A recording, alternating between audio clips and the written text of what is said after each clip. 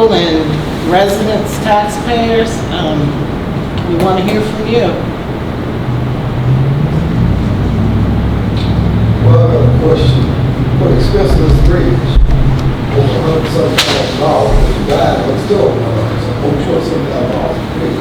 Just for somebody just to walk from here over to Bird Street, I don't think it's worth it. Then plus the liability insurance, it's not worth it. I've been there for a long time. I'm possibly about 4 times my whole life. But I don't see what they need to apply that like that bridge for somebody just walk from this side of town over to Bird Street. There's over 20 people on that side. The tourists to see what goes down the creek and see the muddy suburbs. I think it's too much of a liability. That's why the railroad don't want to do it. That's a big company. They probably want to dust their hands because they don't want the liability. Why shift the liability onto the city? Because it's so easy if somebody wants to be injured on that bridge. All they have to do is plug up one little board. Ain't nobody see it. Call in, they injured. Who's responsible if it comes back on? If it don't belong to CSX, come back to the city. All that stuff comes back to us. I don't know how the insurance works. The insurance company has to pay for it. I'm sure that the cost would end up coming back to us some kind of way. I don't see no reason why to shut down now, keep it shut down. I think it was the intention of the council that we agree with you. And that we just want to tell the town, hey, we've looked at it, it's way too expensive, it isn't worth it, we're going to drop it, and we just want to make sure that everybody who wants that bridge understands why we're not doing anything with it. Yes, ma'am. I just want to say something. The reason people think it's special is the engineering behind the bridge. People who are into that kind of thing, they're rare. There's not, they're all going into disrepair and they're not being made. And it's kind of a unique thing. John really loved that bridge. He was really upset when it was closed. People who understand that's not what you see on the bridge. It's actually the bridge itself. It's a special thing. And when it's gone, it will be gone. It's part of history. It's part of engineering history. It's part of, that kind of thing. It's part of the town. And there's people who come places to see those, to experience. It's if you have ever crossed it, it's a scary thing to do, but it's exhilarating. He used to bring the dogs across it, But it's like, why do people jump off airplanes? It costs thousands of dollars to jump off an airplane, and it takes a few minutes, but it's what it is. It's an experience, and it's going to be gone. It's fine. It's like you said, Pam. At the time the bridge was active, it was because you had workers that used it. There was a need for it. I think it was built with that design in mind so that people could cross safely. But as with time and age and weathering, the bridge has become deteriorated. And today there's no longer need. We all drive cars. So we don't go over there unless we have cars. Some people think that the bridge is historic, and it is not, because it was replaced in 1985, so it doesn't meet the historic character. And I wasn't here, so I don't know what the bridge design was like prior to the flood, and its replacement. I don't know if the design is the same or not, but it's not the same bridge that was here, many years ago. There was no rails, just ropes. I was afraid, traumatized by the bridge. I had to be carried across the bridge. I never walked across the bridge. So it was scary, but it's very, a lot of people, it is their history. That's all they know. And personally, I would never go across that bridge, but there are people who used to live here. That is their history. I think they would come back just to see the bridge and cross the bridge and whatever, shake it. That's what they used to do, shake it. I do think it would be a tourist attraction because they're very rare these days. But that's just me. I would never walk across it, but I'm not here for Pam. I'm here for you guys. And Well, I don't think it was historical in that sense, but I think it's historical to the people who've been here Absolutely. I'm their just whole saying life. the They're bridge used to, itself. you know, as a kid, I used to go that across that to the Farmers Festival, and it's just historic to the people who've been here their whole life. Well, if it were historic in terms of its structure, we might have the opportunity to go for some different kinds of funding. But the fact that it's not at least 50 years of age limits the sources of funding that you might have. 50 years of No, age? 85. Oh, so you're not counting the You can't. ropes? You can only count from the time that it was replaced. Okay, so that's why it's Yes, ma'am. older. Okay, I understand. Diana has Diane?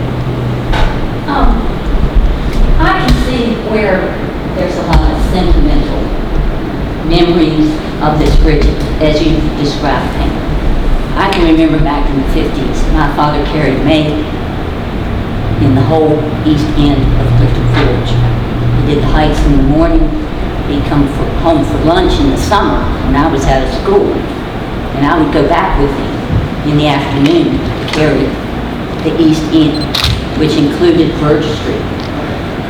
And one of his shortcuts was going across that swinging bridge when it was nothing but boards and ropes as you had described. And it was a swinging bridge. I mean, he just bounced across that thing like it was nothing. Boards were loose. Yes. But that's not, the bridge that exists today is not the bridge of my childhood and what I remember. And the only justification that I could imagine would be as part of the Parks and Trails system as it's developed. But I can't see that happening today with the financial situation as it is in the town. But that's the only justification that I could see. But I kind of agree with what's being said here, that it's not the bridge that people remember. It will never be the bridge that people remember. Well, on the bridge, but in 85, I went there further, and FEMA gave us money to redo it. That's how that one got there. I guess that's the one staying there. And the other thing is, thank you for reminding me, we had activities over there in that space called the Fireman's Festival. And that's how that's how I was carried across to the Fireman's Festival, because my brothers would run and be on one end, and then they'd shake it and rock it. And I was just terrified. And so we did have activities that we were going to. So there was more foot traffic than the 20 or so people that would walk across, as you say, from Birch Street. So, Diana, that was a good point to tie it into the parks and trails. That would be something we may consider, I guess. I don't know. Sue? It is unfortunate that some of the decisions that we need to make as citizens and taxpayers is surrounded around money. But that is the way it is. You have to have money to pay for improvements. And I personally wish that we had the money to fix it up and to get it from CSX. But my reason for it is more because I feel like it is one more experience that we can offer to the tourists that come through here and to our town citizens. I don't know how many people in this room have ever walked across a swinging bridge, but it is an experience. And it is, like she said, it is very invigorating. I mean, and it's exciting. And so I think that experience that we could offer, I wish that the price tag wasn't what it is, but that's more, my support of it is more because I feel like we need to have this as just one more experience for the Allegheny Highlands and for our town of Clifton Forge to offer to our citizens that live here and to the tourists that come to visit. I fully agree with you. Something else we might consider too is if you neglect that for long enough, then it's forever gone. It will never be at a point where it's salvageable. So one has to think of those kind of issues too. That you either do it or Yes, sir. Yeah, I'd like to touch on what she was saying just a little more. I'm Matt Valley Outdoors, and I've been up and down on all kinds of roads, different places, and a swinging bridge is a great experience for people. And the location of that swinging bridge is really awesome to me. It's right over across from a boat landing. So if a person were to finish up a river trip, they can walk across, they come right into the town of Clifton Forge. You know, eat, do whatever you need to do, visit the town of Clifton Forge. And again, the experience there is just awesome. If you started promoting that even into Dalton, I think it's probably one of the maybe the second or third longest swinging bridge spanned in the East Coast. There's one that's 270 feet long up on the Appalachian Trail somewhere, and that just gets people to go just because of the swinging bridge. Across the Jackson River Scenic Trail, there's a swinging bridge, and you know, I hope they don't inspect that one because I'm not sure how this one's failing and that one's not. But you have that. You have the one in Buchanan. Same thing there. It's way more antiquated than what I see on this swinging bridge here. That cost seems astronomical to me. I don't know if that's something that we could, is open to public to look at where they're getting that cost analysis. We could maybe do to find something to cut that cost, fundraisers. It's cables and wood at the end of the day. So, and and I'm sure there's the engineering part is probably where it comes in. But to me, I think it's something worth looking into saving, especially if we can get the monies to warrant it. I'd have a question about that. The way the bridge is now, today's technology, it's 2019. If they would go back and put that bridge back, would it still be a swinging bridge? What technology would we use? You know what I'm talking about? The swinging now, but everything, the laws have changed. When they put it back, it would be a sturdier bridge. I'm assuming sturdier bridge. If they use the cables, it won't shake no more. It won't be what you call a swinging bridge. It would be a steady, strong bridge as you walk across. Would it have any wood, concrete? Well, all the laws have changed. Do we have any answers for that? What kind of bridge would they put back? I'm sure they would put the same bridge back that's right there now. So what would? See, I never saw the bridge after 85. I mean, I probably went down to look at it, but I didn't cross it. I only went across the one with the missing boards. There's one in Cary. The ones with the missing boards. So I don't really know what the new, the 85 swing bridge really looks like. For the difference, they don't use wood. They use metal rails where it can't nobody flow anything up. But that's still not the same swing bridge. You know, some kind of weights like to use. But, you know, because this is 2019, they would have to go to whatever codes for this time forward. So they couldn't put it back probably like it is now, like it would last. I think the point is that there are different safety standards today than there were in '85. The fact that it has been closed, you know, and not maintained would mean that, you know, there's obvious deterioration there. But I think as the two estimates were done, one by CSX at $130,000 and one by a private engineer at $150,000, I think they were estimates based upon current standards back 5 years ago. You know, clearly if we had this issue in the year 2000, the cost would probably be considerably different and some of the safety rules different then too. You know, so. Well, one of the things I've considered, worry about is whether we fix it or not, just blocking it off with plywood or whatever, because I am worried to death that a kid, teenager, or just even an adult wanting to get across, and I have seen them They still do it. get over and People climb it still and climb across everything, it. and then somebody get hurt or killed. There are people who ignore the signs, and it's very few, but we know that happens. But the town currently doesn't have any liability based upon what we have done and what our insurance carriers told us to do.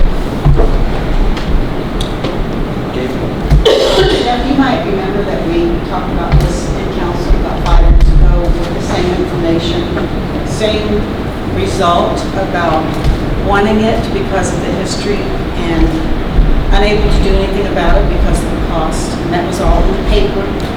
And so this is going to keep repeating if you all decide not going to do anything, and how you're going to hide it, or how you're going to, what you're going to do if you aren't going to do anything about it.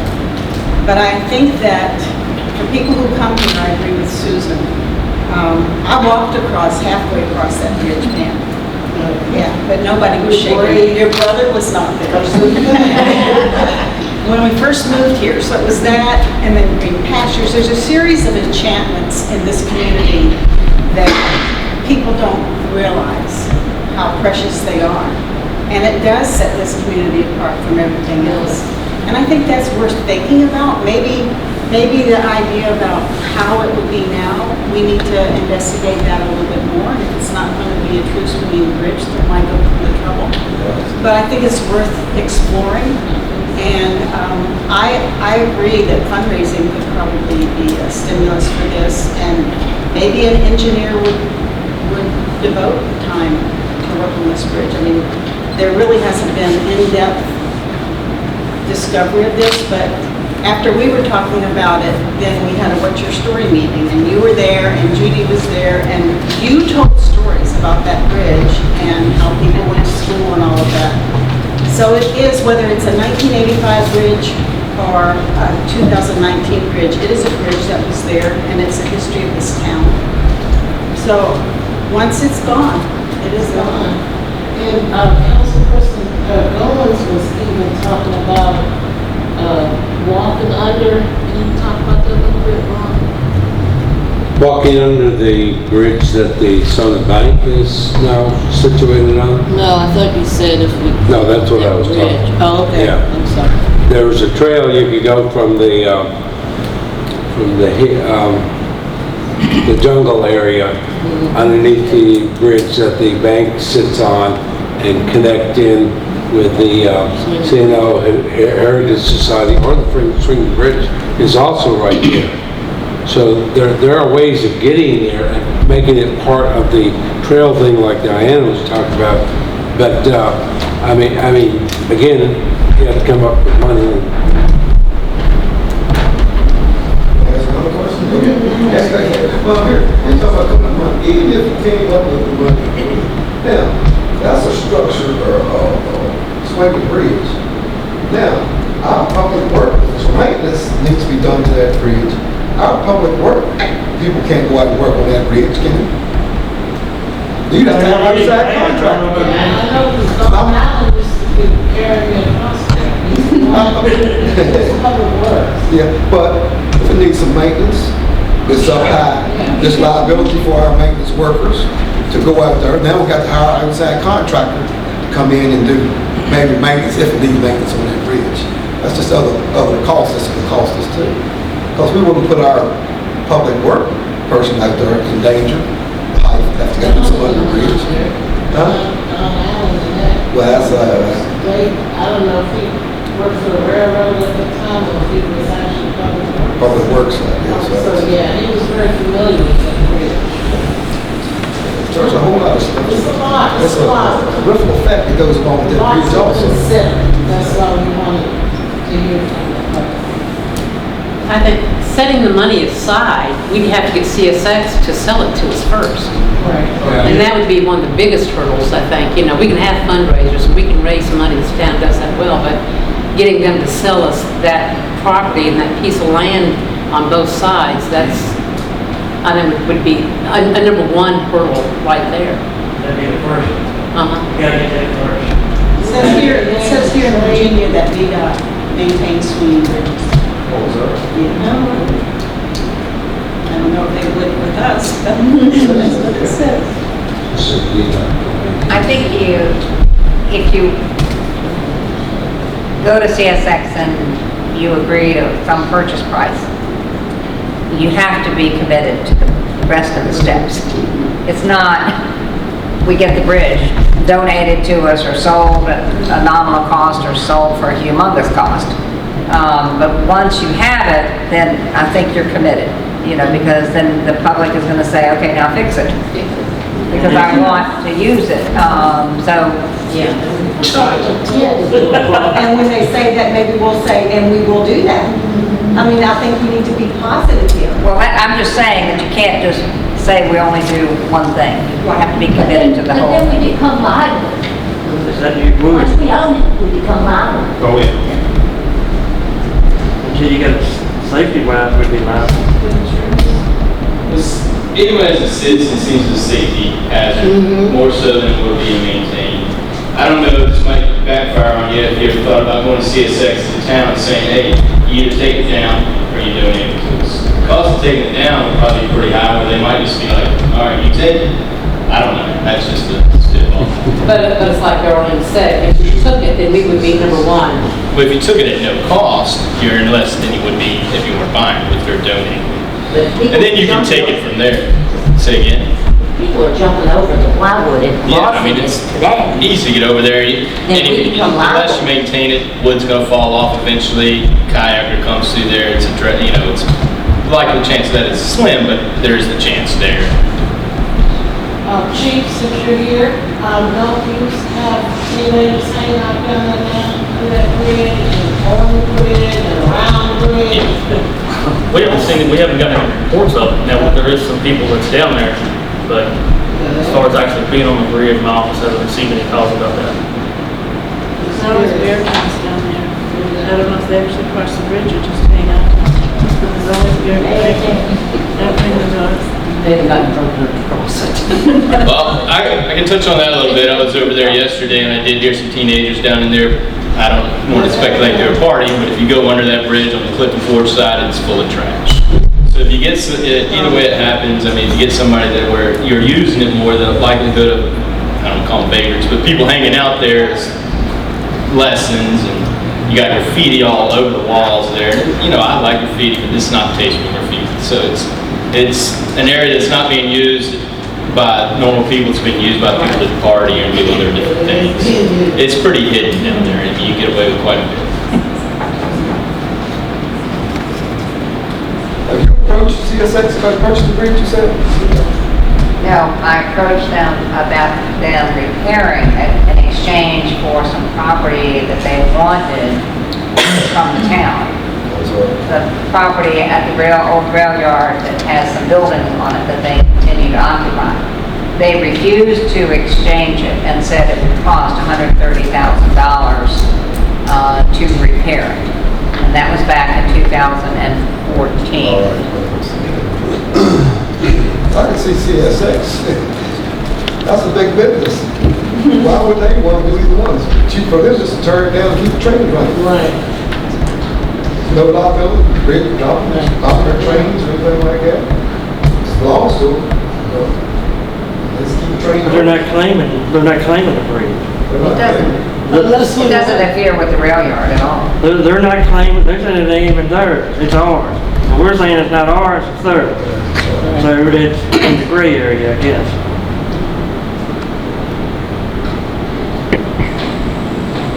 Anybody else? All right, thank everyone for giving your comments. We'll sit down and talk about it and see what happens from here. I'll see y'all at 7. It's a regular meeting.